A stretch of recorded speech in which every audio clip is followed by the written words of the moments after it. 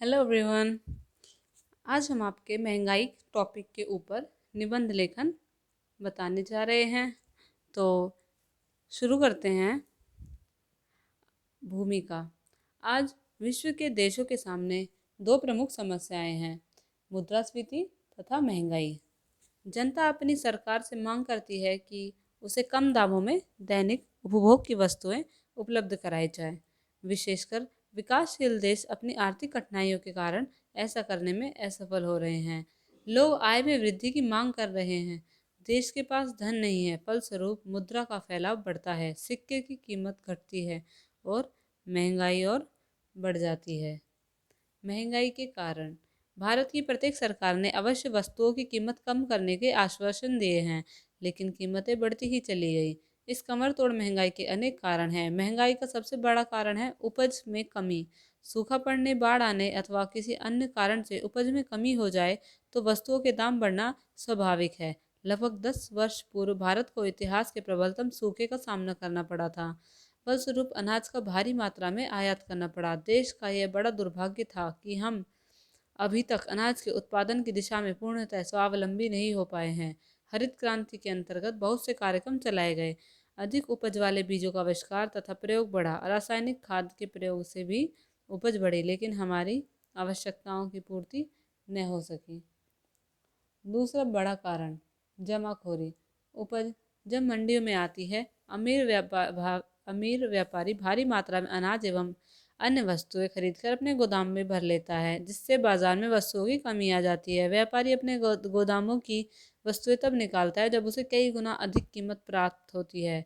भारत को निरंतर अनेक युद्धों का सामना करना पड़ा, विशेषकर बांग्लादेश के स्वतंत्रता संघर्ष का देश को भारी मूल्य चुकाना पड़ा।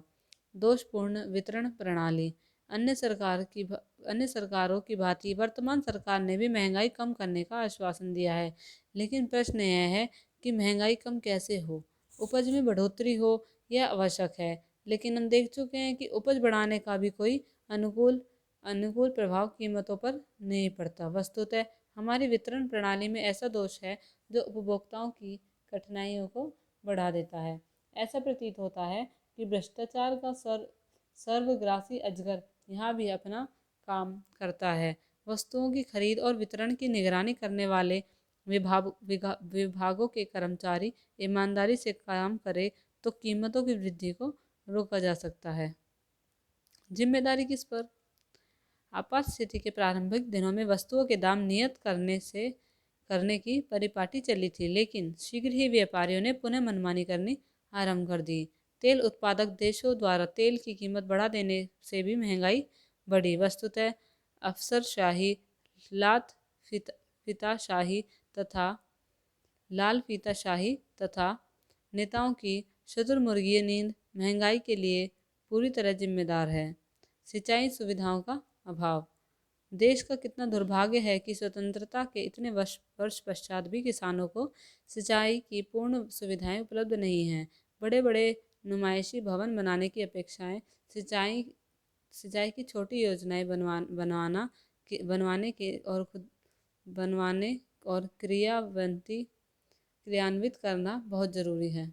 हमारे सामने ऐसे भी उदाहरण आ चुके हैं जब सरकारी कागजों में कुएं खुदवाने के लिए धनराशि का व्यय दिखाया गया है, लेकिन वे कुएं खोदे ही नहीं गए।